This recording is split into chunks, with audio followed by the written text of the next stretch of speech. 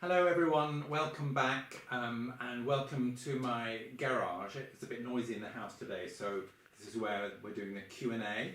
I've had some really great conversations this week with people following the Memorising lecture, especially because they were talking about how it's helped them to concentrate for longer, which I think is really great at this time, because we are in a very difficult time when time itself it's really difficult to feel in the normal way. We don't have the pressures and things seem to be endless. So when we get to be practicing, working on music, it also seems a bit elusive to have a sense of being involved for any length of time. So I'm really happy that the memorising system has helped people to focus and be more involved for longer. Thank you for the great questions this week. The first one actually refers back to the practice lecture. I think essentially you're asking me how much variety of repertoire to take on each day, and secondly, how do we best absorb material in a given time frame.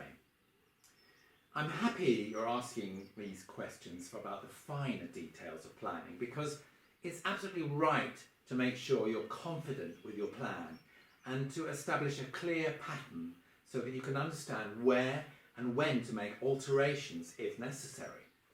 And as you correctly pointed out, my concept of learning and the three-stage plan gives you a variety of things to focus on each day. Cycling through the different stages optimises your energy levels as you vary your pace, vary the physical and mental demands moving through the stages. To specifically answer the first part of your question, which was, say for example I had 2 hours of practice time, or 2 lots of the 3 stages, do you think it is better to do 6 different pieces in that slot or repeat each twice? When deciding which repertoire you are organising into your 3-stage plan, you first need to think about repertoire priorities, what performance deadlines are on the horizon, whether they be lessons, auditions, competitions or concerts. In your weekly planning session, write down your repertoire and the deadlines. Also, have the sheet music to look through and try to estimate how much time each piece might take you to learn. Accounting for the fact that all pieces should be learned properly in plenty of time, that leaves you basically with 3 questions. Shall I learn 1 piece at a time? Shall I learn the first 3 pieces and then move on to the next 3? Shall I learn 6 pieces at a time? I don't recommend you practice more than 3 pieces at any one time for various reasons. Firstly, we're trying to progress as quickly as possible from the beginning to the end of each piece so that we can appreciate the complete architecture, the total creation, and how it all hangs together. Secondly, for our well-being, we want to bring a work to performance level as quickly as possible, because our confidence is boosted when we see how we've improved in each piece, how we have grown. And ultimately, we need as much confidence as possible to be able to get on the stage and perform. Thirdly, the more repertoire we can complete in a year, the greater our musical and technical experience will be. Each piece teaches us how to play other pieces. To answer another part of your question, do you think it is better to do different pieces in every 20-minute slot for that day? Within the concept of the 3-stage plan, if you are under extreme pressure to prepare a single piece in a very short time, you could take the option I mentioned before, studying just 1 piece. Each of the 3 stages should then be a different section or movement of that piece. Likewise, if you have 6 pieces, all needing attention in readiness for the same imminent deadline, you may want to schedule the 6 pieces to cycle through the 3-stage plan. But generally and ideally, as I said before, 3 different pieces gives your mind and body better variety and stimulation. 3 pieces cycling through the 3 stages each day, however many times you do it, really works. The last part of your question, do we absorb music better when we leave gaps between visiting something and focusing on multiple things every day? Or do you think it's better to still alternate a bit, but primarily focus on different things each day or few days? Finding a balance of how much time you leave before returning to a piece or section of a piece in your practice schedule is something you could experiment with. However, I believe that as we're learning to absorb greater and greater amounts of information, it's best to return to each piece quite frequently so it's easy for your brain to remember all the details it's been storing. Let's remember that the principle behind the entire course of 5 lectures is speed learning. As I know you understand from watching just the first 2 lectures, I'm not advocating you rush everything as fast as possible. Certainly, I've already recommended a very serious and in-depth learning procedure.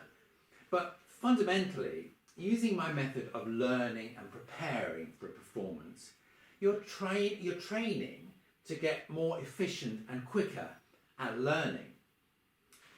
I'm fully aware that as musicians, our repertoire and deadlines are frequently changing, which is why it's so important to get really good at the whole business of planning and preparation. With experience of my system, and when you have become more skilled at speed learning, you'll be better at judging how long it will take to learn a piece and how much time it will take to practice it. You'll know better whether your schedule allows you to take the ideal 3 pieces at a time, or if you're pushed to take less or more. And best of all, you'll be learning everything much quicker. So, to the next question. This was about aural memory. When it comes to the first stage of trying to hear the piece in my head, I find that I automatically visualise my fingers playing whilst trying to hear it. I have noticed that the parts I cannot hear so well are also the parts I am unable to visualise playing. Should I try and keep these separate for the first stage and purposely try to not automatically visualise my playing? This is a really good question on the memorising process, step 1, aural, and raises a very interesting point. I completely appreciate that once you know a piece very well and you start the memorising process with step 1, seeing your part in your head, you can find yourself inadvertently moving your fingers as though you were playing it, or as you have found, visualising your movements. You might also find yourself following the score in your head. In order to properly establish the 5 memory fundamentals, you definitely want to be separating the skills. If they rely on each other or cannot be separated, they're not strong enough in themselves, and ultimately that weakness can cause problems when you perform. It's fascinating how your body and your brain can sometimes be so hard to control. I recommend that while you sing the music, give your body big movements to do, like walking around, using larger physical movements which have no connection to playing your instrument and can be made subconsciously, can occupy the physical movements part of your brain while allowing your conscious brain to focus entirely on the aural. Once you are in that groove, you might well be able to sit still and continue with the aural alone. Have you noticed how people pace around while they're talking on the phone? Or for me, how I move my hands a lot when I talk. I'm not aware of it, but it helps me concentrate on the thing I want to focus on. Give it a try and let me know how you get on. I find these conundrums fascinating. We're all learning from each other, and seeing things from other people's points of view can bring us revelations. So thanks so much for joining me again. I love questions, so please keep them coming.